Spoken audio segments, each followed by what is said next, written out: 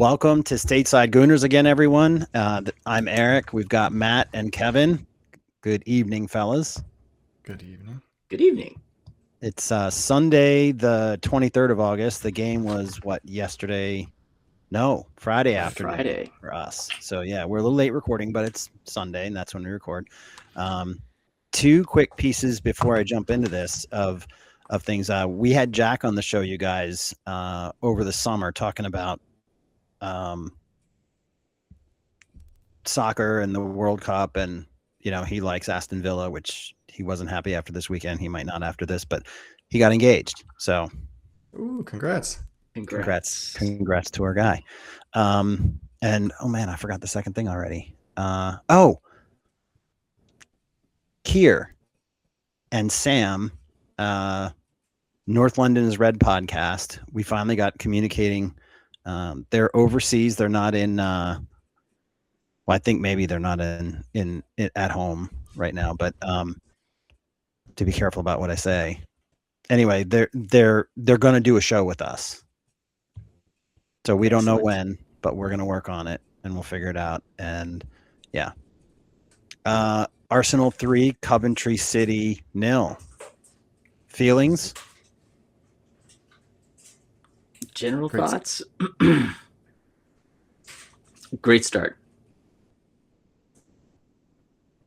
Yeah, it was fluid soccer. It was good Arsenal. It wasn't like some of the labored preseason games. They came to play. Rice came to play. Saka came to play. Didn't expect them to start, but they both looked good out there. Yeah, we'll get into that. The way the table stands right now: Brighton first, Arsenal second, Brentford, Everton, Hull City. That's your top 5. Ipswich Town 6th. Insane. Yeah. Brighton top. How'd they get top? Ask your Villa fan. Yeah, right. Yeah. And then Brentford right behind us, right above us. Doesn't matter. How'd they get there? We'll talk about that too. Bottom 4 or 5. Villa's bottom. Up 19 is Tottenham, Coventry City, Manchester United in 17th, Palace in 16th. It's weird. I know it's only the first week, but it's fun to look at. Well, in this table, Tottenham went up 1, right? Because last week they were in complete last place because they do it alphabetically at the beginning of the year. Yeah, so they're moving up in the world. So they're moving up. 3-0 is good. Down. They're moving up. Yep. Moving up. I did a quick fun top 10, and I'm not going to do it from 10 to 1. I'm just going to do it in order of the sort of the way it happened, if you will. Arsenal have won 3-0 twice in 7 days. So somebody in the graphics department, maybe they stopped making new templates. I don't know. We're just going to have 3-0s all year. 2, the last league meeting between these two was February of 2001. Most of our squad wasn't alive, and some of them weren't even conceived, man. Oof. 3, kickoff was a little bit disorienting because we had a 3 p.m. Eastern time start here, which means we were awake, sober, fully dressed. I was disoriented. Which part? The fully dressed? Is that the one that was? Arsenal are 4 for 4 in opening fixtures, which is why this is 4th as defending champs. The last time we did it in '98. Against the side that had just won the second tier. History does not repeat, but it rhymes. So Havertz scored twice in the entire league last season and got 15 minutes on Friday. Turns out the trick wasn't destroying his knee on opening weekend. And then maybe he called Havertz for the first goal of the season. So he's going to be insufferable, Matt. Yep. And we've got 9 whole months left. So when we get through to the end and we go through the points and stuff, I'm not looking forward to it. Haji Wright, American striker, devoted, a piece of our attention to him. Didn't play. Not going to play for a while. I regret nothing. We regret nothing. Coventry's best moment was the header at the end. That's pretty much their highlight reel. It was a short reel. Yeah. Frank Lampard's Premier League return lasted 15 minutes before Havertz scored, and somewhere a Chelsea supporter felt a disturbance in the force and could not explain it. Next up for us is Villa on deadline day. Konza possibly debuting against the club that sold him 10 days earlier. The fixture computer does have a sense of humor. Mm-hmm. Or the soccer gods. 2 competitive matches, 6 goals scored. This is number 10. None conceded. Arsenal supporters have already found 3 things to worry about. And I think that's the real season opener. So hopefully we can just enjoy. You mean it's only 3 things to worry about? Is Kevin still with us? I've got 10, so I'm good. Yeah, right. Yep. Do we want to talk about this game at all, or do we want to just talk about other stuff? Well, I do think it's worth talking about the goals and kind of the dominance that Arsenal displayed. Along with sort of that balance that we're starting to see happen. I think that's in the important. left side, right side. Yeah. I like Tzolis. I think he had a great game, and he had 2 shots in the first 8 minutes. I thought that was fantastic. Take us through that first goal. Kevin, you want to walk us through that first one, or we might have lost Kevin? So here's what happens. There is a deep ball that's thrown across to Tzolis, but he and the Coventry City player, it was a duel deep in their territory. Tzolis wins the ball, quickly passes to Calafiori. Calafiori quickly passes it to Havertz, who does this sort of sweeping first-time finish, which tucked it right away into the lower left-hand corner from if you're looking at it from a goalie standpoint. So really nice finish from Havertz. It wasn't power. It's what we expect from him. He kind of puts things in the correct place. Did he side foot that, or did he? I think it was laces. I think it was laces. It was very controlled laces shot. I agree. Mm-hmm. It's nice. And I don't remember a whole lot happening. I think we had a lot of control. And then in the 23rd minute, Saka gets his goal. I think it should be a Tzolis. So Tzolis is the one who won the ball, passes it to Calafiori in the first one, who gets the assist. In this one, Rice and Ødegaard combined in the midfield. Tzolis crosses, and the goalie, Rushworth, which I didn't know his name when I was on Bluesky texting during the whole game, posting during the whole game. So I just called him goalkeeper. But he basically saves it, if you will, but saves it right into Saka's path. And I think that should count personally as a Tzolis assist. Saka puts it right into the middle of the net, 2-0 in 23 minutes. Yeah, I think it's a real nice finish from Saka. He'll never have an easier goal, will he? I hope so. I hope so. We had a couple of yellow cards. Uranki got Gesundheit. And then Big Gabby gets a silly yellow card. Yeah, it was deserved from my point of view. Big Gabby earned that one. And then we go into halftime. Right before halftime, Rice he hits wide of the mark, but before that, there was that overhead kick that landed. Raya jumps up to get it, and it pops off over and hits the roof of our net. So I think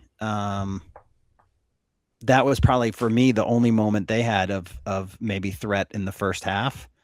And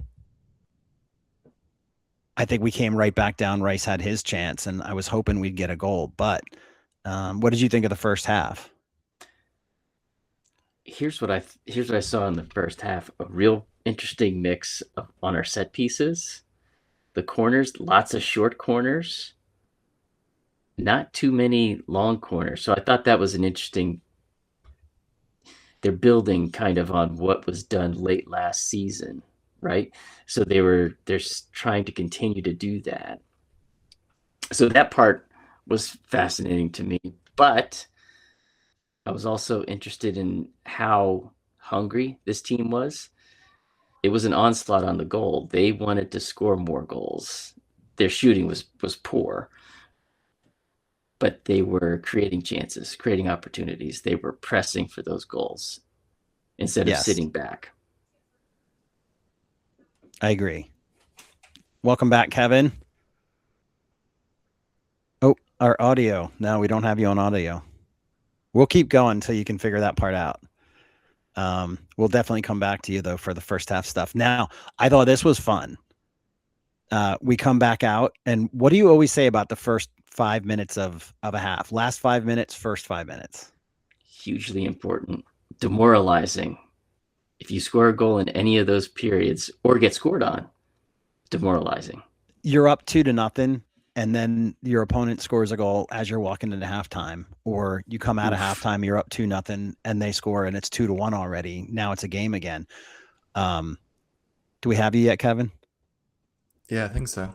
Yeah. Why don't you walk us through this third goal, this Ødegaard goal?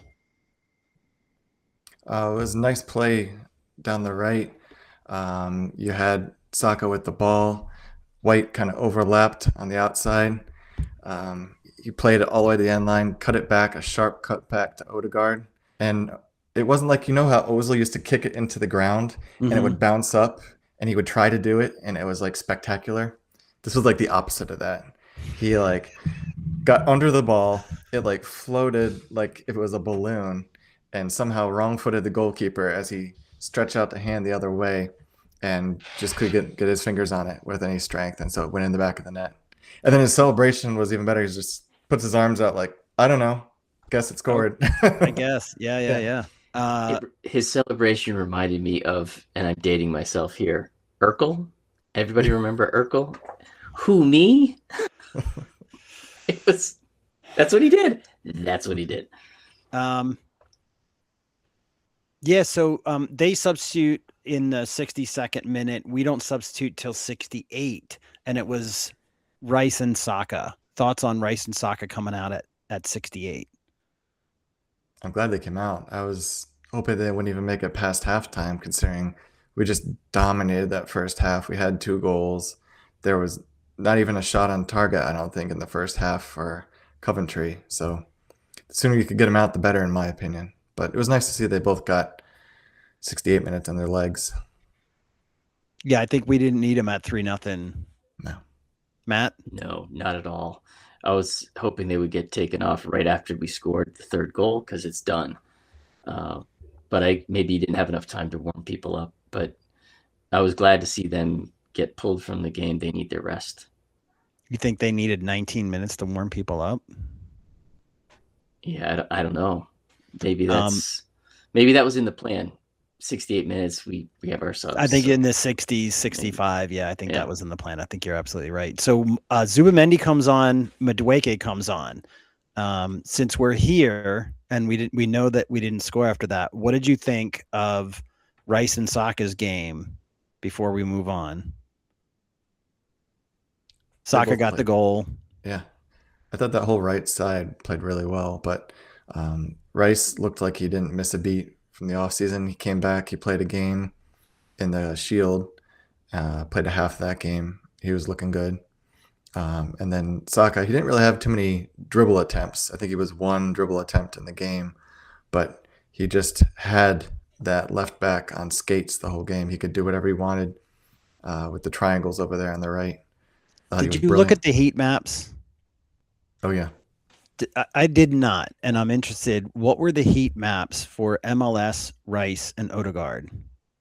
So MLS was all over. He was like your Bruno heat map. He was left and right. Then you had Rice, who was very right side dominant, but he looked, like your typical Rice operating down the right side. Saka, he was hugging the touchline for the most part on the right-hand side. He kind of crept up into the, the final third quite a bit, but most of his play was down the right flank on the right side, in the middle third. But with all of them, then you've got Ødegaard, you've got Kai, all coming to the right. It's just the heat map of those five was almost like right on top of each other for their average positions. And it was, I think it explained the game. Right side dominant, the forward and the midfield and the defense all coming together just to dominate that territory. Two things that stand out for me.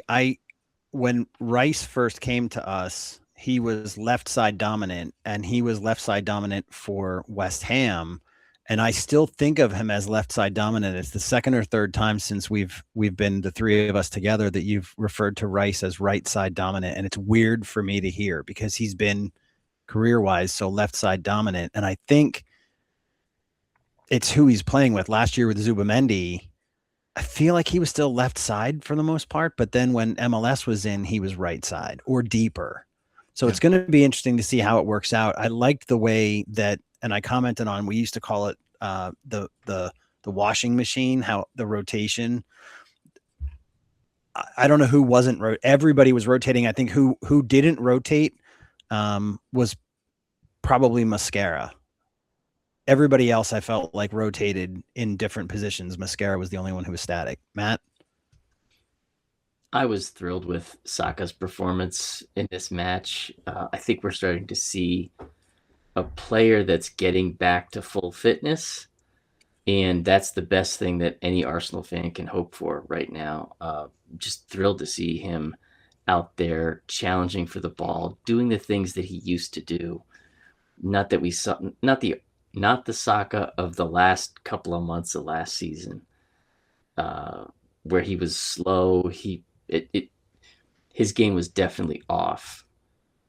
Now I just want to see him cut in and score with his left foot. And does he look better than he did even in the World Cup?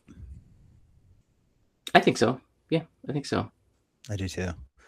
So then we had Zubamendi and Madueke come on. What were your thoughts about Zubamendi and his game? Nothing really stands out for me for Zubi's performance at that point. Tidy enough. He didn't stand out one way or the other. Kevin? Yeah, I would say Zubi was just kind of there. He was kind of like MLS, not he was playing a good game, just not showing off. He was doing his thing over there. I thought Madueke did really well. I liked his play. He was pushing the ball down the right. He was creating a lot of chances. So I thought his 20-ish minute cameo was pretty fantastic. It's funny. I think that there was a point at which MLS slipped the ball through and Calafiori ran onto it and the goalie got there instead of Calafiori being able to get it. But I actually yelled out loud, "They're going to do it again," or something like that. Like, not again. And it didn't happen. But I thought that MLS was less static. He was looking forward. I think that Zubamendi, he was looking forward, but he's afraid to try the pass. And he did a lot of motions with his hands that he was frustrated because he couldn't push the ball forward. And so he kept doing sideways and backwards, mostly to his right and behind him is what I saw. Did you guys see that? Absolutely. And anything he tried to pass forward, if he wasn't kind of in the middle of the park, anything more adventurous was a missed pass. Or he was afraid to do it, to try it. Yeah. I didn't find Madueke to be particularly, like you're talking about him as you liked his, just to keep it simple, you liked his play. I forget your exact words. I didn't notice. I guess it comes down to, I didn't notice anything that produced danger. He didn't really have dangerous moments. I think I passed you over for Zubi, or did you say something about Zubi already, Matt? Oh, we've already got my 2 cents on Zubi. Yeah. When it comes to Madueke, I thought he was initially bright. He really wanted to create something. That was very clear. But I don't think he was successful in a whole lot of what he was trying to do. The especially the cross to nowhere. It was a nice cross, but there was nobody on the other end of that. So I do find fault with him there. Why even send that cross? So when Tzolis is making crosses, and I noticed this, and there was a lot of talk about it on the NBC post-game show or whatever. Tzolis is looking up. I think it was one of the Robbies. He's looking up when he makes his cross. He's not just crossing blindly, and that's what Madueke does. He just kind of sometimes, spray and pray. Where Tzolis was looking up, and if there was nothing there, he'll cut it back. He'll bring it over to the middle until he finds something. I think that's fair. Yeah, I think both Madueke and Martinelli suffer from that. They just put their heads down, dribble to the byline, and then cut it across. Versus Tzolis, he could cut to the byline, or he could cut back on his right. He picks up his head, and he's quick with that pass or shot. You saw in the first part of the game, he kind of came across and he'd get the shot off. But he is looking for a player. Madueke had the most chances created, but his chances weren't good. And so it's Madueke being what Madueke is, which is, getting into dangerous spots and then not having that final ball, whether it's a shot or a pass, it's not on target. Yeah. What I miss from Madueke's game, when he first came to Arsenal, he would do these dribbles along the end line. We haven't really seen that a whole lot in the last, I don't know, months of his game. Now, granted, he's the World Cup, but even before that, we weren't seeing that traveling along the end line too much. Saka had one of those in this game. Am I right? I'd like to see that again. I think so. Yeah. Saka had one, I think, and then did he shoot near post, or did he smack it across, or I don't recall, but I remember him dribbling right there on the end line, and he beat his man. I think he tried the shot. Yeah. It didn't come off. So 3-0 Arsenal over Coventry City. I'm not going to dig in too much to Eze Marino or Hincapi. Yay! Because they didn't have a whole lot of minutes. Did anything from any of them stand out for either of you? Because it didn't for me. I think there was a chance Marino had. Yeah, Marino had the opportunity there almost towards extra time. And it was a nice shot. It was very well placed, but their goalie made a save. We didn't say about Tzolis. Tzolis had a shot towards the end from like 18, 19 yards out, and he just ripped it, worm burner, and was probably the best save of the day from the Coventry City keeper. And if Big Gabby weren't offsides on the shot, he would have easily finished, because it did spill in front of the goalie. He spilled a lot. But yeah, it was unfortunate that Gabby was already offsides.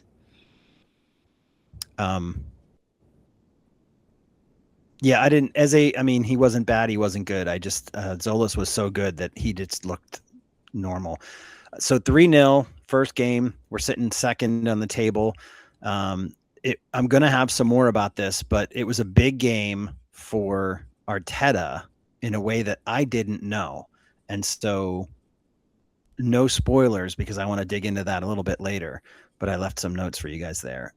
Who was not there? Saliba out with the back, Timber out with not exactly sure what, but we think it's what? Groin.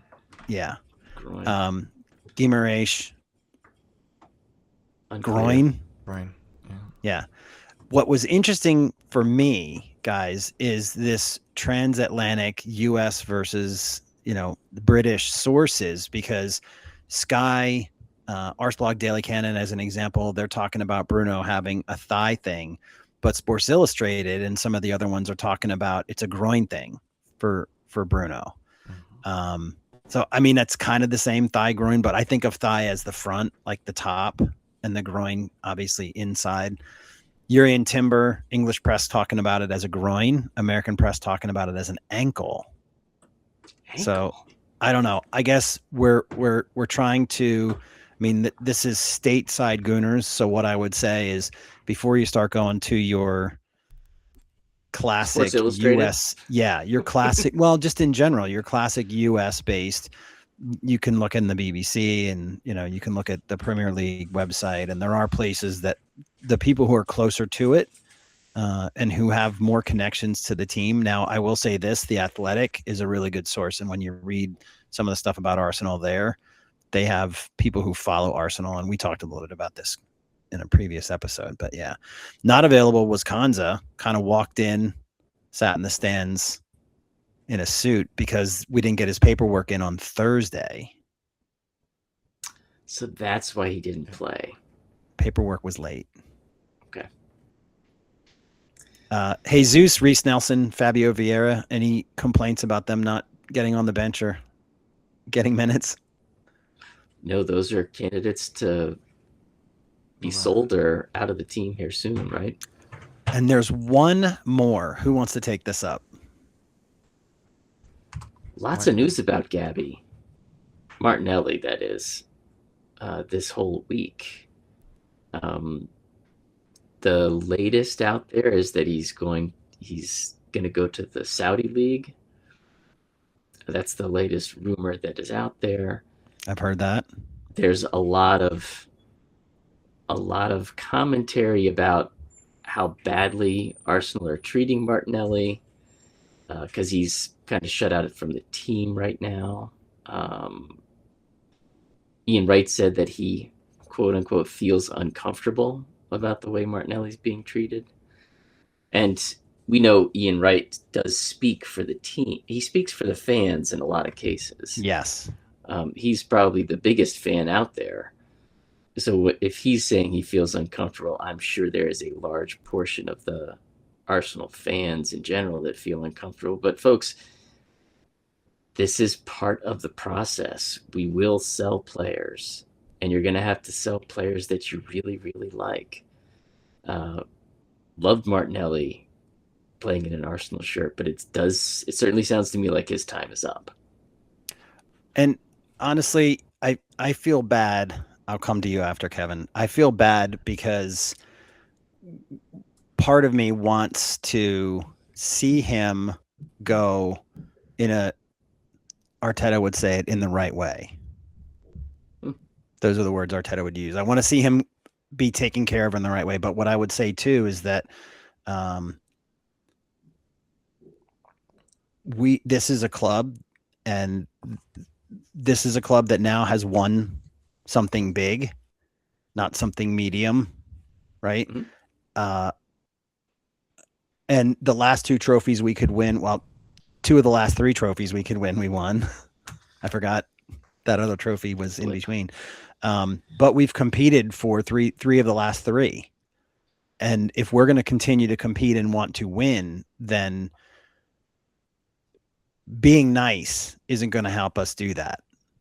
We can probably be nice and win, but honestly, if you're going to try to sell this guy to the team, only the teams that want him, or only the teams he wants to go to, I guess I should say, we're going to end up keeping him. And we've had years and years and years of that, where we kept players way past when they were still good for us and good for another team for the amount of money. You look at somebody like Savinho, and they paid all this money for him. He's younger, similar stats, very, very similar stats to Martinelli. We'll never get that kind of money for him. I could make a snide Tottenham joke here, but I won't. They should have bought. I wouldn't sell Martinelli to Tottenham, but I'd sell him anywhere else, even maybe Chelsea, across the Premier League, and keep him here, especially if it's a team in London. I wouldn't mind seeing that. I think you're seeing a lot of rumors with him linked to the Italian league. Obviously, he's not going to Turkey. That's a step down for him. He's on a big wage, and so is Gabriel Jesus. And so I think the big thing you got to consider is they got to get those wages off the books. If they're not going to be, the tier 1 starter, obviously there's a couple stars for each position, but you can't have 180 and 260 on the books come September. You need to get those off, because we got to pay Timber, we got to pay Rice, we're probably going to have to pay Ødegaard. They're all going to command big salaries, probably starting with the number 3 week. And so that's going to be tough. You got to find the money there. And if we are truly going in for another big name signing up front, you need to get rid of some of the upfront players, whether that's Reese, whether that's Jesus or Martinelli. Get rid of the three of them and have yourself a bona fide starter, a star, whether that's Alvarez, who we've all kind of made our opinions felt, or if it's a left-sider, be it Barcola, Yildiz, or somebody else to come next year. We've really talked a need- little bit about you. I want to stop you on Alvarez there for a second. Mhm. You said we've made our opinions known. Let's talk about it right now, because if we're trying to get rid of Martinelli, Jesus, Vieira, Reese Nelson, let's say we get rid of all four of those, that's a lot of money off our plate. We're not going to break the bank in terms of salary for Alvarez, but what is your opinion on Alvarez? As the window gets closer and closer to the deadline, it's looking more and more opportunistic. You have his own fans booing him.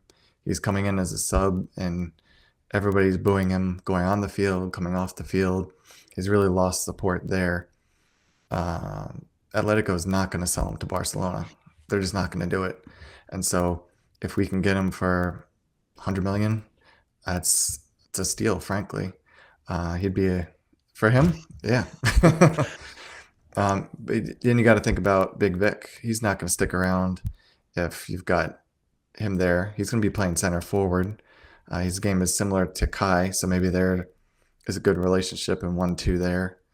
But it's going to be complicated with less than 10 days in the window. Let's see what happens. Matt.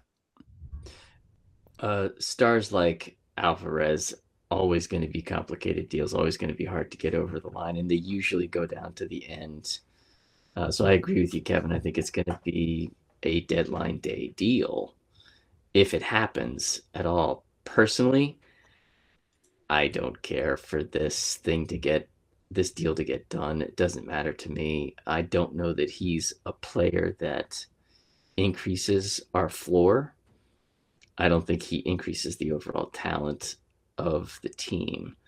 He's not a needle mover for me. He doesn't bring us anything that's going to be really interesting. And I know that Eric's going to bring out some stats now. I'm just trying to figure out their ages. I think they're similar in age. If anything, Alvarez is a little bit younger, a year or two. But what I saw was 34, almost 500 minutes for Gyökeres and 3,500, just a little bit more minutes for Alvarez. And we talked about how Alvarez only got 8 goals in his league, but he did a lot of goals outside in cup competitions, especially the Champions League. He ended up with 29 goal contributions to Vic's 24. And so when you take it out over per 90, he got 0.61 goal contributions per 90, and Gyökeres had 0.52. For me, and I know, Matt, he's not your favorite guy. It's kind of like maybe Bruno for me, but Alvarez already knows Juego. He learned from Pep how to play Juego, and he has a more similar style where he'll drop deeper and has the kind of movement that Havertz has. So I would rather see Alvarez and Havertz interchangeably, and maybe both on the field at the same time, Alvarez on the left if we need him there. I would do a straight swap, or Martinelli and Gyökeres for Alvarez, and give them 2 players that probably can do a very good job in Spain. And frankly, Gyökeres plays that style, the way that they play in Madrid and at Atletico, better.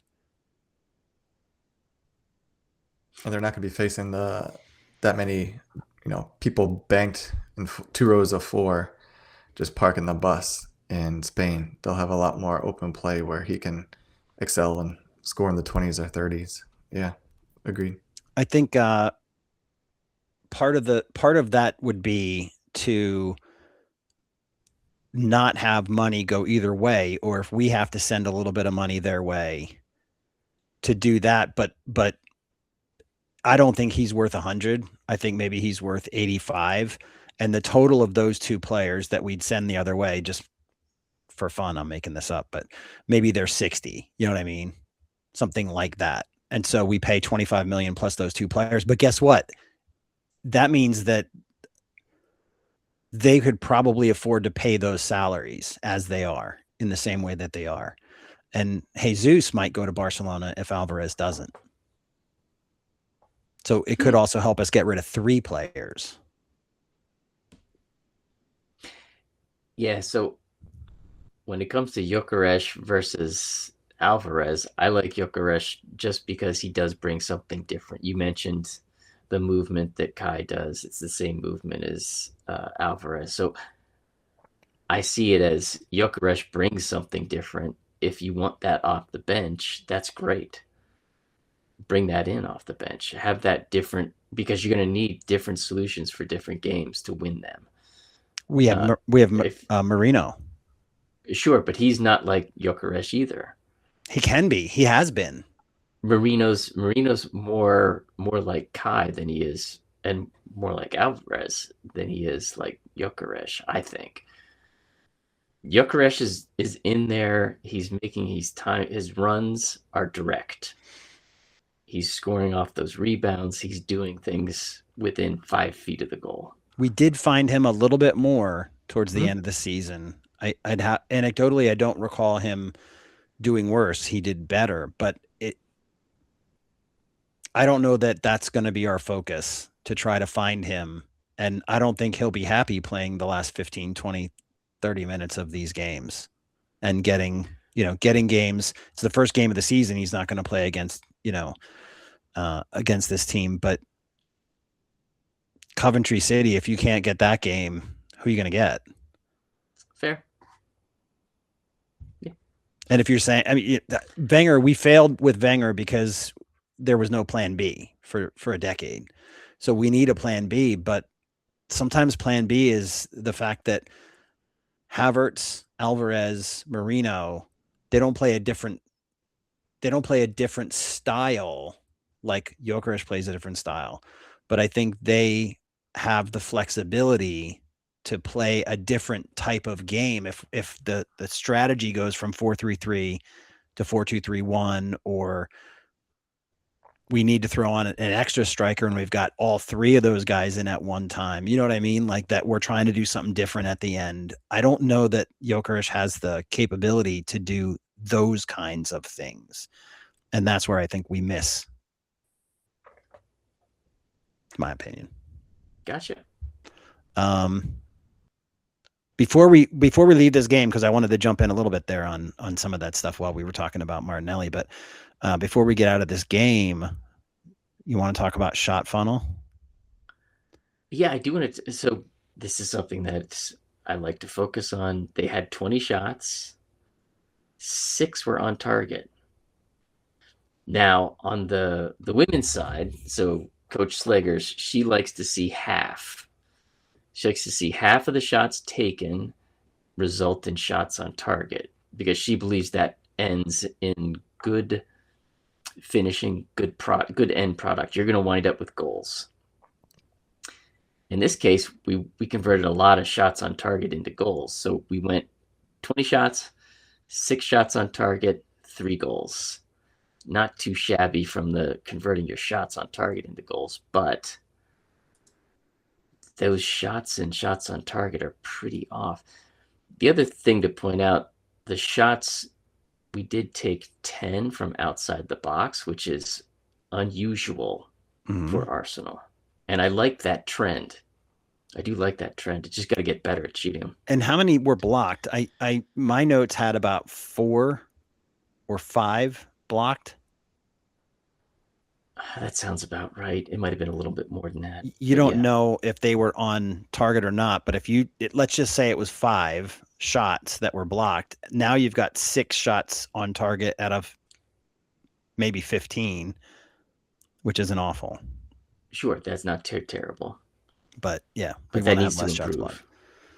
Kevin, you had some stats you wanted to tell us, walk through. I was just really impressed with the right side in this game. You had those 4, meaning White, Benny Blanco at right back, and then you had Ødegaard in the, if you want to call it, right 8/10, Saka on the wing, and Kai Havertz up top. This is the first time in over 2 years that they've all started a game. Last time was back in May of 24, when they also came out 3-0 winners.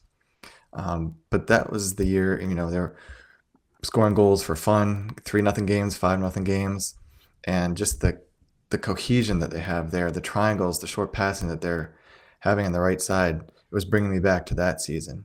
And, again, back to the comment at the beginning, you had the four of them, and you had Rice now pulled over on the right side, and just really good play. But looking at those players individually, White, he had the joint most touches in the game as a right fullback, along with MLS. That's pretty impressive. It is. His passing was great, 95%, 74, 78 passes. He had defensive contributions, so he wasn't just playing all offensive. He had 5D contributions. He was winning most of his duels. He created 2 chances, and he had that assist for Ødegaard's fluff.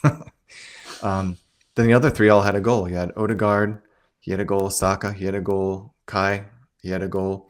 Ødegaard, I thought, ran the show. He had 72 touches in 76 minutes, which is pretty phenomenal. 93% passer rating.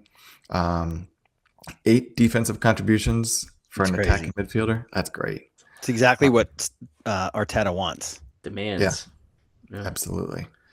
And then, Saka had 49 touches in an hour. Great passing percentage. Again, 7 defensive contributions. So if they lost the ball, they were winning it right away, creating dangerous opportunities. And then lastly, you had Kai, who had 38 touches, which is pretty good for a forward, especially when you're comparing him to kind of a low touch output, Big Vic up top. 38 touches is a pretty sizable amount for a game like this. So I was impressed with all of them strong in their duels, all of them playing defense as well as offense. It was very dominant. As you could see with the stats, the right side is where they funneled most of their attack, 45% through the right side, the other 55 through the middle and left combined. So It didn't seem to me that heavy. I noticed Tzolis with the ball a lot, and Calafiori, MLS drifting up into that side, and Havertz did drift into that left channel. We'd see Gyökeres there more, but so Tzolis had 51 touches, 8 in the opposition box, 4 shots, 2 in the first 8 minutes, 1 at 5 minutes, 1 at 8 minutes. I thought that was pretty cool. 2 on target. I think 1 was blocked, 3 chances created, and then did some other stuff, including winning a couple of fouls. So, I mean, this is all on his first game in the Premier League with Arsenal. I know he played with Norwich a few years back, but it's very different when you're playing for a team that gets relegated than a team that just won the title. So I was impressed with everything you said. I was also impressed with his first game, and I don't know that he was or wasn't probably very close to man of the match. I think I give it to Ødegaard. I think Ødegaard just won it barely, but if Just you count about. hockey assists, Tzolis had 2 hockey assists because he popped it out to Calafiori, who passed it in for Kai's goal to start it off. And then he had the shot/cross that the goalkeeper fumbled, and Saka just tucked into the open net. So 2 hockey assists for Tzolis, the Belgian. 2 second assists. I like it. Yeah. Matt, player of the game? I'd go with Tzolis just to be different from you guys. I mean, it's easy. It's Ødegaard or Tzolis. But quite a debut for Yeah. Tzolis. I mean, Let's impressive. book through. Sorry, go ahead. nope, go for it. Let's book through the rest of the league real quick. One thing, did I have it up here at the top? Oh no, I know what it was. I got a text from Rory the Mailman, who we had some Rory the Mailman last year. Do you remember? Oh yes, Rory is a Man United fan, as I recall. This is true. He What happened to Man texted. United? He and I texted, and I gotta find this. Rory. There it is. So I said I did the emoji that has the X eyes, and he said first game is always hit or miss. Not bothered at all. I said I wondered if Hull were going to get as many points as Wolves, more than Derby, I thought, which was 13. the lowest amount ever. But and Wolves got 20 last year. So I said, but they're going down, right? Meaning Hull. It's a shocker for Carrick, I think. Did you watch it? He said, no, he was working. He was delivering the mail. They'll be okay in a week or two, I reckon. He said, we'll sign another player or two this week, I think. I don't think Hull will probably survive the drop. We've only got the group together over the last 2 weeks, so a slow start is to be expected. We know where we need to be in May, so no panic. We have been reactive for 10 years or so, and today's result is a good kick in the bum for our boardroom. So that's what Rory the Mailman said. Now, to me, asking your opinion for a friend, to me, that sounds like a lot of excuses. There are a lot of excuses in there. Man United lose 2-0 to Hull City on the road with a 69 almost % chance to win compared to Hull's 12. Maybe we're all wrong about Hull, and they actually are. Yeah, that was a shocker because we all three picked them for 20th. Mm-hmm. Yeah. So we'll see how that goes. 90 minutes and some added time baloney, trying to keep this from being explicit. Newcastle up 2-1. Liverpool get the 99th minute on a 95th minute penalty and a bunch of hoo-ha. 99th penalty kick. And there was a few little questions about the penalty kick, but it was allowed. Did you guys happen to see any of it? I did see the last 15 minutes of that. And, well, actually, earlier, Joe Willock scores a really wonderful goal. I mean, that was a tremendous goal by him to put Newcastle up 2-1. And he only just came on, right? He had just come on as a sub, and boom, scores. Yeah, the penalty's a real soft one for me. Honestly, they scored. Gakpo scored at 55, and then when we say Willock just came on, he came on and scored at 57. So they only had the tie for 2 minutes or less. So I thought that was fun. But this thing where Newcastle loses in extra time to Liverpool is not just tied to this game. This is the fourth time in 4 years, 22, 23, 24, 25, 26, but seasons. At Anfield in 2022, 98th minute, when 5 minutes were what was expected, they got 3+ more minutes, and Liverpool won it. Carvalho scored. 2023, they're up at St. James. Nunez wins it in the 3rd minute of extra time. Last year, 2025, they're up at St. James, and young kid, age 16, 100th minute. After Newcastle came back from 2-0 down, Liverpool win, and then today. So there's this history between these two teams of Liverpool winning 4 times consecutively when the game goes into overtime and one of the teams scores, and I don't like it.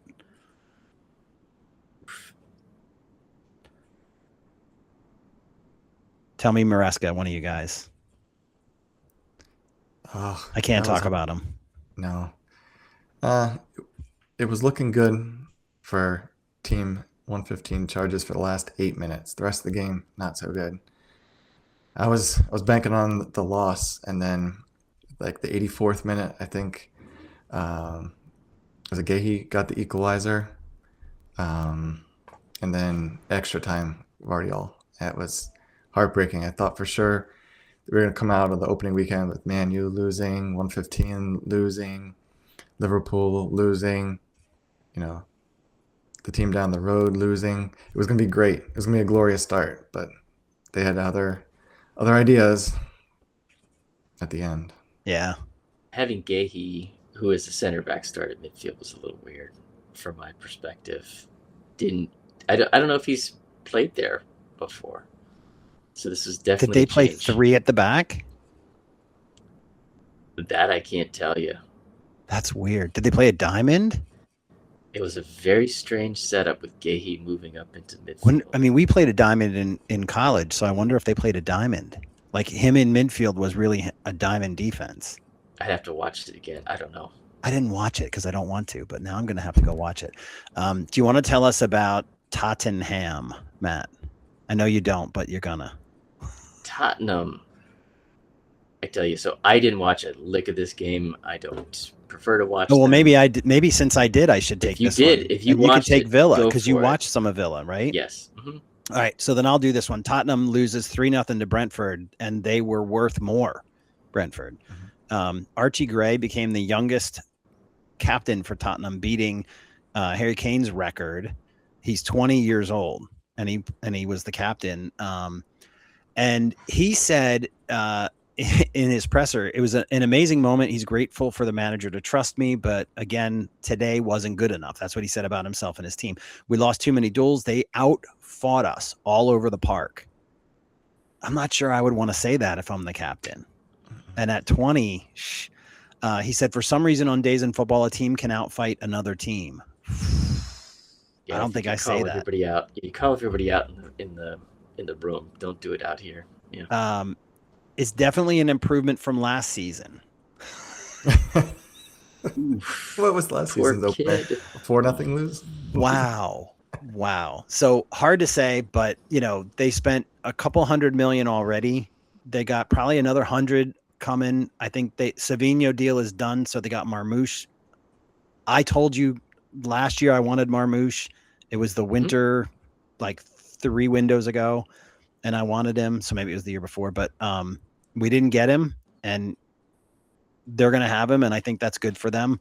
But I felt like De Zerbi was trying to keep us off the top, and even that fourth goal, there was a penalty kick towards the end of the game, and the Brentford striker, I can't think of his name, clanged it off the post, right? 21. Yeah, he scored 21 last year, and he's their penalty taker, and he clanged it off the post. So it could have been that they were in first place, and yeah, it just I don't know. So yeah, tell us about Villa, because Jack was watching, and he might quit Villa. Oh, poor Jack. That's all I can say. This match is over in the first 20 minutes. 31 minutes. I think it was 4-0. After 30 minutes, it's up, right? So first 20 minutes, Brighton winds up going up 2-0, and they had 2 goals back to back within 30 seconds. One was off of a kickoff. So Brighton scores, header. Same player, by the way, scores both of these goals. Within 30 seconds, he scores the second one. Hinchelwood. And the second one is just something that can obviously be prevented. It's poor by Villa's defense. They're just trying to play it out of the back. They got trapped. They got caught. And he finished it pretty easy. So 4-0 after 30 minutes. And then to add insult to injury, there was a red card for a Villa player, one of their new center midfielders. Joe Gomez. Yeah, he is. So he straight red. So he's out for 3 games for violent conduct. He kind of kicked out at one of the players. I wondered if it was going to be a 3-gamer or a Spikes. 1-gamer. It's definitely going to be 3 games. If it's up to me, it's 3 games. But I know I don't always have that say. But he's definitely not playing in our match, right? And this is Aston Villa. This is who we have next. Do you want to read that? I thought that was incredible. Sky Sports called it one of the worst opening 45 minutes in Premier League history. That's crazy. Oh, yeah, that's brutal. That is a brutal statement. But true. Fair. Apparently, this is only the 4th time that 4 goals have been scored in the first half of a season opening fixture. Huh. So Bolton back in the days where they used to beat us fairly regularly, or they were the Newcastle back then. United in 06-07 and Liverpool not too long ago in 1920, when I think that's the year they won it. No, the next year. No, 1920. 2019, 2020, right? Yeah, I think because that was the COVID year. Yeah, that it was. Anyway, Jack's upset they lost the first 4 games that he decided he was going to be a Villa fan, and he started watching.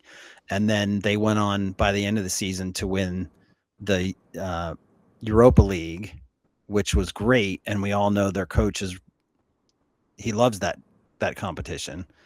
Mm-hmm. And he's Very good for successful. it. He can have that all the time. But Very look, successful. they didn't have a lot of players, right? Because Rodgers went, Konza came to us, Luka Dean went to France, Tielemans went to United. I mean, Ollie Watkins wants to go to the Saudi League. Yeah. So, yeah, I mean, it's not looking good for them. And now that they lost one more player, I'm eager to hear what you think when we get there on our side. So, yeah, let's dig into that, because we've got them up next. I was going to say we got 3 quick things, but let's not do that. We got Villa to cover.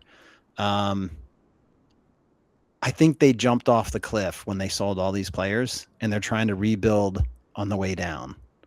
And I'm not sure that's the right way to do it. It feels chaotic. They tore apart their engine room. Every midfielder's gone. And now you've got one of the big name midfielders coming in, and he's not going to play for 3 more games. So he's basically out to the international break. It's going to be plug and play for these next few games. They're still trying to learn each other, and then they'll have to do so again after the international break. It's going to be a rough start to the season for them. And then they jump into Champions League, the Soda Cup, and then it just gets busier and busier. So I don't envy them. I don't think it's going to be a good year for your buddy Jack. We didn't think of Emery at all when we were talking about who the first managers to get turned over in the season. We didn't. I never considered. And now that I'm looking at all of this and watching that result and coming up with reasons why, I'm going, ooh. Yeah, but if you're Villa's ownership, you have a stake in that, because you've sold all of these players and you haven't really backed him. You're not going to blame yourself in the public. You're going to blame your manager. No, I suppose that's why he's there. But I think these are all decisions that people are going in with eyes wide open. They're not going to kick him to the curb unless he comes last. Watkins, I think he should go. I think he should collect the paycheck. He'll do great down there. Oh, if I were Ollie, I would be headed out the door. There's lots of controversy after the match today, with Unai not really saying anything about Ollie, saying you have to ask him why he didn't play today. Oof. It's just all kinds of chaos on that team. I think they have to have little name tags to know who's playing. Who's your teammate? Hi, I'm. Oh man! Right? Wow. At some point, that's where it comes to. We went to talk about Ollie Watkins and bringing him in a couple of years in a row, 4 or 5 years ago, and we never pulled the trigger on that. But we also looked at Emi Buendia to bring him in as a midfielder around the same time, and they got him instead of us. And now here he is, Emi Buendia, playing center forward because they don't have Watkins. I looked at that and it just kind of was like, wow, like a what if moment, because we could have had both of those players. What is going on with their goalie, Emi Martinez? Did they get rid of him? All I know is that he is on the outs and is going to be sold. That's what everybody says. Yep. They said that last summer too, in everyone's defense. They brought in that goalie from Cabo Verde, right? Am I wrong? Who brought that guy in? Somebody brought him in. Who did they get as their goalie? Who played today? Well, it definitely was not Emi. I thought it was the guy that was Marco. I'm probably Bizak, wrong. And they didn't have a second goalie on the bench. Yeah, I don't know who that guy was, but yeah, I don't know that guy. Yeah. Oh, they did. Suzuki was the one on the bench. Oh, Suzuki. And where's he? He was somebody that was in the World Cup. It is Suzuki. He's the guy they just got, and I think he's the guy they got that's going to replace Buendia. I forget where Suzuki was. Was he Japan? He was, yeah. Okay. Anyway, Kanza comes to us. They're in need of a center back. They sold us their best one. Do you think he's going to play? I guess we'll find that out when we do things in a few minutes, but Yeah. Yeah, Konza will probably get his first start, or at least his first minutes yeah. against Villa. And I think that's a pretty good bit of business on our part. 51 million. I think that's better than what they wanted. I think that I think it was a little bit in the middle, but towards the higher end. I think we ended up talking them down a little bit because I think they wanted 60 and we offered 40. Yeah. Okay, so So then it ended up at we did 51 arrive in plus the middle. 4. So. Yeah. Okay. And whether or not he gets the 4, I don't know how many games he has to start, but we've all said it's going to be January until Saliba comes back. Although I'm hearing famous pundits saying December. I just don't know why you'd bring him back. Why bother?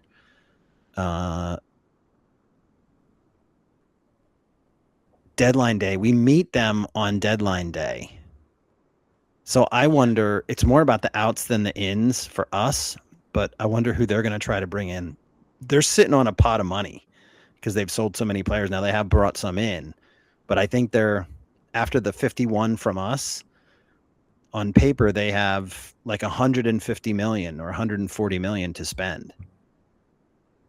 And They were pushing the limits of the financial fair play, though. They were penalized, I think, or on the borderline of being penalized last year for crossing that threshold. So they needed to get players out, both in terms of salary and getting finances in the door. So this might just be to bring them back to where they need to be. Well, guess what? Yeah. They're going to finish 14th. Mm-hmm. We'll be lucky to at this rate. I had them finishing in the top 5, I think. Top 4. Or maybe 5th. I don't know. But I had them finishing pretty high. For this game, Saliba's still going to be out. Timber's going to be out. Not sure. I hear some people saying Bruno is going to play. That I think Arteta said he wanted to play in that other game against Coventry City and didn't. I think others are saying he needs more time. Have you guys heard anything, or do you have any opinions on it? Yeah, I don't have any. Haven't read anything when he's going to come back. If it's a groin, I don't imagine rushing him back. You've got numbers there in midfield right now. Marino can play. Rice played well. Zubimendi can play. MLS can play. You're not hurting for numbers, so I would give him a couple weeks to get back to 100%. I picked Raya, White, Kanza, Gabriel, Calafiore as the back 5. The midfield 5, because I'm going 4-2-3-1, Rice and MLS, and then in front of them Saka, Ødegaard, Tzolis, and then up top Havertz. What do you guys have? I'm really curious about the forward position because either something's up with Big Vic and potentially transferring out, but I don't see why he didn't come on in the last match. Havertz played the full game. And now you're playing Villa, who plays a dangerously high line, which gives you a lot of room to run into the back of, which screams to me Big Vic. If he doesn't get a start or minutes, I wonder if he's on the chopping block a little bit in a potential Alvarez swap deal. Just curious about that one. Maybe we'll find out before this game starts. So yeah. Anybody different for you there, Matt? Nobody did. The only one that I might quibble with would be Hincapié, but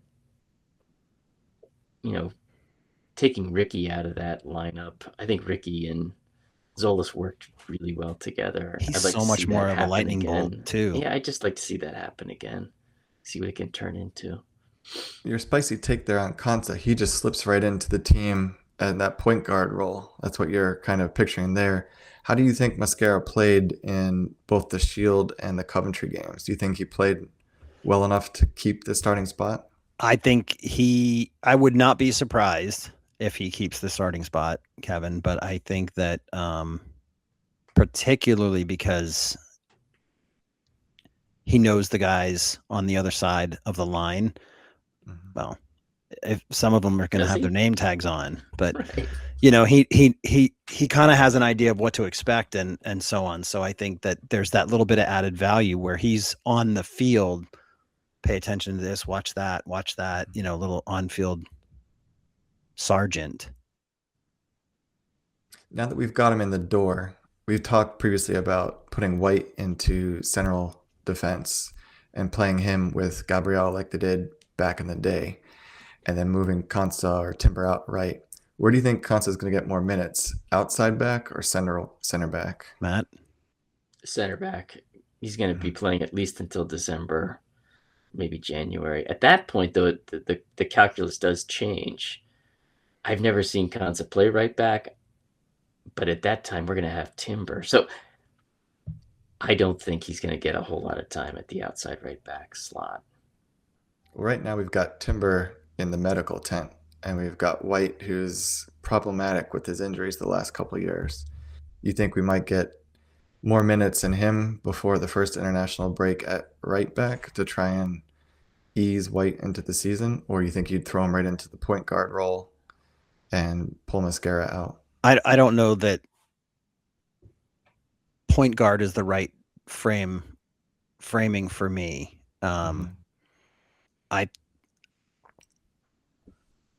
I wouldn't call him that, although he does that for the England team, and he could do it for us too. But with the way that we've got players who drop, Rice drops, MLS drops, Zubamendi drops, Ødegaard comes all the way back. I think that's the point guard, whoever that person is, and I don't think Konsa's. I mean, I guess I see what you're saying. I see your point, but I'm not worried about that. I think he's not going to play on the right. I think White is our best player in a season where we need offense. White is our best player at right back.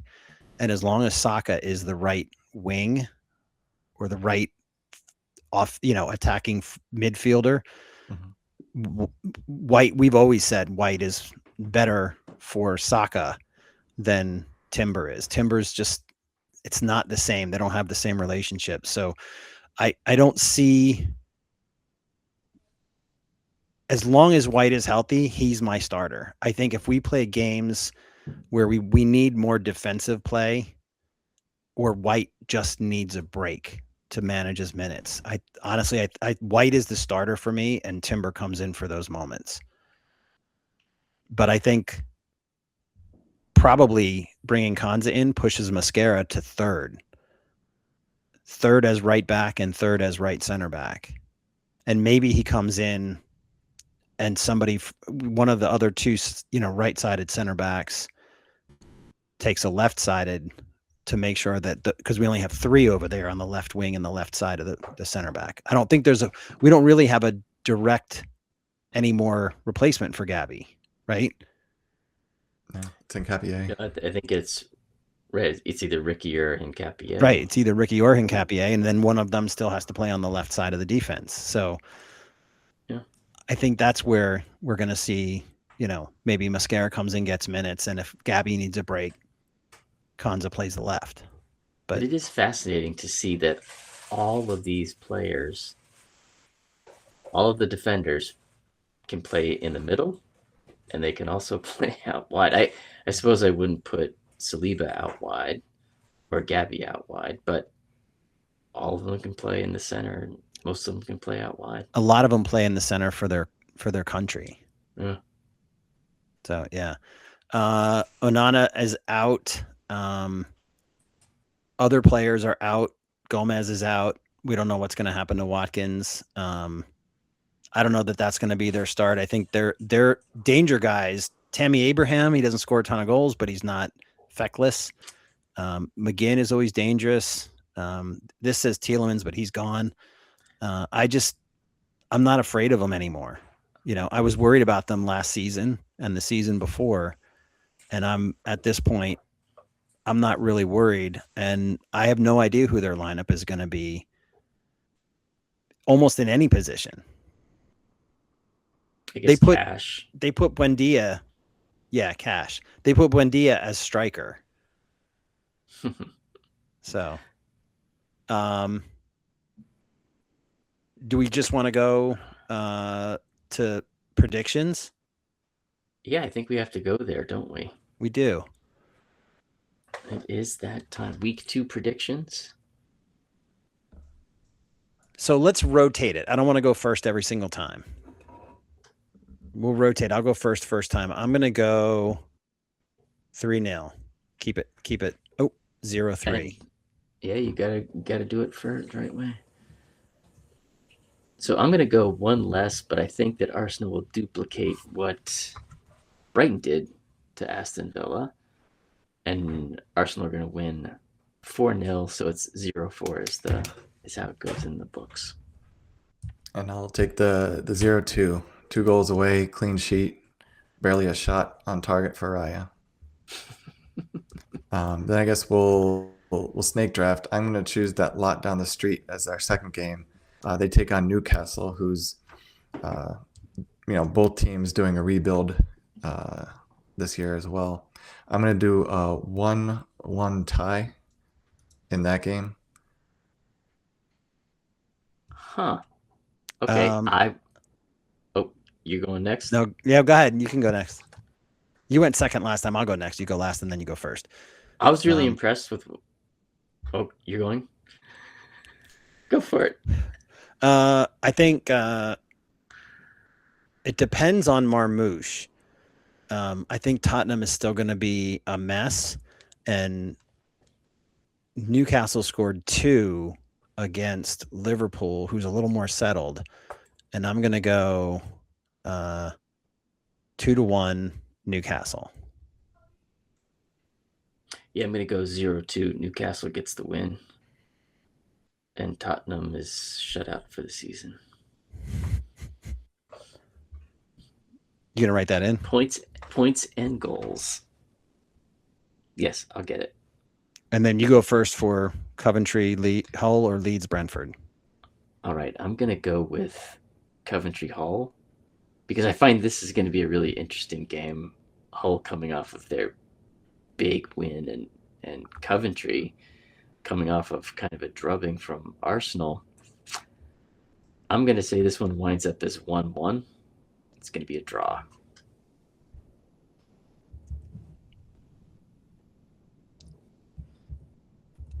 Hey, Kevin, I guess you're up. Yep. All right. I guess I will say 2-2 tie for Coventry Hull. And then I got to go Coventry Hull 2-1 to Hull. Coventry gets their first goal, but Hull's going to get 2 again. And Leeds Brentford. I'm going to go 3-1. Brentford. 3-1 Brentford.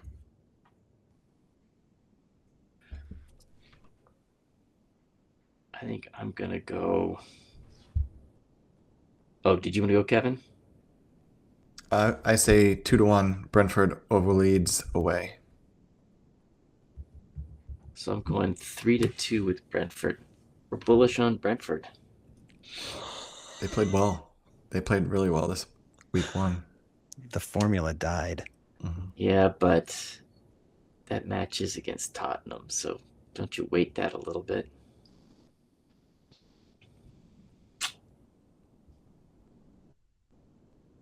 Matt, you go first. What's your bold pick? And then what are you going to put as a double?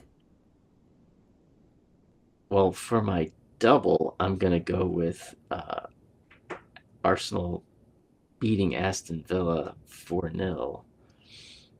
For the bold one, jeez. I'm going to say Saka gets a brace. Nice. I'm going to go 3-1 Brentford Leeds as my as my bold. And I'll come back to my double. Let me think about that. Wait, is that your double or is that your big big one? That's my bold. Your bold? All right, my bold is that Konsa plays in Arsenal Aston Villa and does not lose a duel all game. I'm also making Aston Villa Arsenal my double. So your bold is doesn't lose a duel. Konsa does not lose a duel, and then I'm gonna double the points for Arsenal over Aston Villa. Does Kansas start the game? I guess it doesn't matter. I think he'll get. It matters because if he comes in and plays 8 minutes or 30 minutes and doesn't lose a duel, and we have the ball for 30 minutes. Oh, I thought you said starts. That's what I thought. Got That's it why I was coded that way, confirming. but that's two things. Two things. I guess I'm. So two things have to happen. Yeah.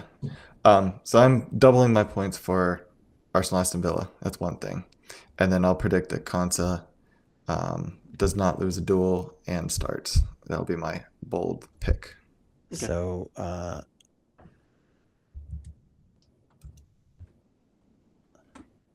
I need to take that and make that because this is your double. I don't know how to record that. And then right in here what the other one you said or whatever. Write it in there. My double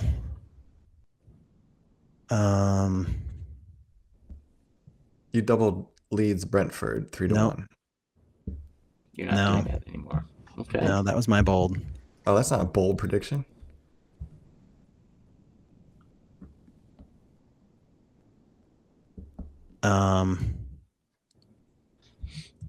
All right, then that'll be my double, and I'll say God.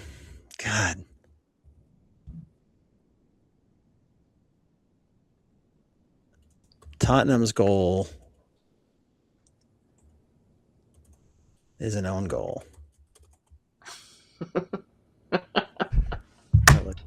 So 2-1, and Newcastle scores 3 because they score on themselves. That's funny. Good one. Okay, and my double is 3-1. I'm getting confused by some of these, so okay. Three quick things. Yes. Did either of you have a quick thing before I get into mine? Because I had several, and I think they're all pretty cool. I've got one. I don't know. Go for it. So mine is about Arsenal's victory on opening day. So they now hold the all-time Premier League record for the longest unbeaten runs home against a promoted team. So 46 consecutive matches without defeat, 41 wins, 5 draws. That beats a previous record, I think, that was held by Chelsea, had 43. So their last loss to a newly promoted team at home was in 2010 to Newcastle United. That's my quick thing. Oh, wait. So we haven't lost a game against a newly promoted side, not just in the first game. Correct. Yeah. Okay. Yeah. I was confused. So we'll have Ipswich still to go and Hull still to go. So we could boost that up to 48 if we don't lose to them at home this season. Matt, anything? I have one. Go ahead. With his goal in this match, Ødegaard now has scored 2 on the season if we include all competitions. That's double what he did last year. And as I want to see us score 91 goals, that's helping me. He scored in the cup in the 48th minute, and he scored in this game in the 49th minute. Ooh, fun. That's one of my 3 quick things. Also, let me find. So Arteta won his 150th game, and it made me want to dig into some numbers about winning the 150th game. So Arteta did it in 249 games managed. Pep Guardiola did it in 204. Mourinho in 231 for Chelsea. Klopp in 237. And Alex Ferguson rounds out the top 5 with Arteta being 5th at 247. So he's in esteemed company as one of the fastest, the 5th fastest to 150 wins. Now, how long did it take these guys to win their first championship? So Ferguson took 2,369 days from his first day hired until he got his first title. 2,342 days for Arteta. They were both winter hires, and he was 27 days faster to win his first championship. Now there's 18, 17, I don't know, however many more he would have to win to be even in the same room as Fergie. But I think that's a great start, and I did not expect that. And then this was the first game since Opta has been tracking the types of statistics they had that a team went through a half of a Premier League match with 0 touches in the opposition box and 0 tackles. Coventry had 0 touches in the first half in our box, and they had 0 tackles, successful tackles. Their first tackle came at 69 minutes. That's crazy. 3-0, yeah. And then the last time we played Coventry was May 5th, 2001. They got relegated, I think, on the last day of the season.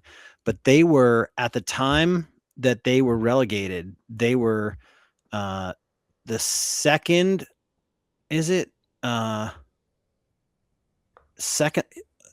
fourth longest. Only 3 clubs had longer unbroken run on the top flight. Arsenal, and we're the longest ever still. Everton and Liverpool also still in the run. But at the time Coventry was relegated, they were 4th behind Arsenal, Everton, and Liverpool. And that's crazy. And it took them all these years, 25 years, to get back. So they want to stay. They had stayed for a very long time before they went down and stayed away for a long time. So we all predicted them to go back down. They're going to work their butts off to try to stay. So those were 7 quick things, or 8, but I thought they were all pretty cool. All pretty cool, all tied to that game pretty much. So good times. Good start to the season. Pretty happy with a lot of what we saw, a lot of what we talked about. Do we want to go over real quick before we leave what our results from last week were? And I don't know what to do with those, Kevin. Well, I guess last week we were predicting who was the scorer of our first goal.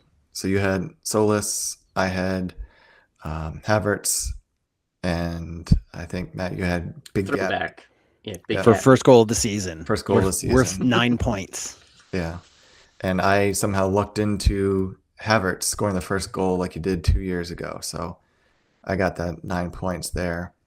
And then our score prediction for the game, Eric, you had 3-0. I had 4-0. Matt, you had 5-0. So we all predicted the win for a point. But Eric, you got the bonus 3 points for scoring exactly. And then you doubled that. So you got 8. We both got 2. And then lastly, our bold predictions from last week. Eric predicted that Tzolis was going to score first. I predicted that there was going to be a signing before they played the game. And Matt predicted a Bruno assist. Bruno didn't play, so that was -2. Tzolis had the hockey assist, but it was Havertz who scored. So that was -2 there. And we did have a signing in Konsa who was presented to the stadium before the game. And so I got the +5 there. So you are leading. It looks like 27. Matt has 7.5, and I have 14.5. So it's a steady 12.5 point lead over me, and Matt. We'll see it in December and see how it's going. But a lot of points. We got 4 games, lots of points. We got some doubles. We got some bonus bold picks, and we'll see how it goes. Last words? Great start to the season. Yep. Clean sheet number 1 for Raya. 1 shot on goal. Pretty good for the defense. 3 in at the other end. Pretty great for the offense. And it's only going to get better from here. Matt? Yeah, I think as we led into this, you said you had 3 things that you were worried about with Arsenal. I'm still up there. I still have a few that I'm concerned about, but great start. Take this. Yep. All right, guys. Good to see your faces. Good to see you.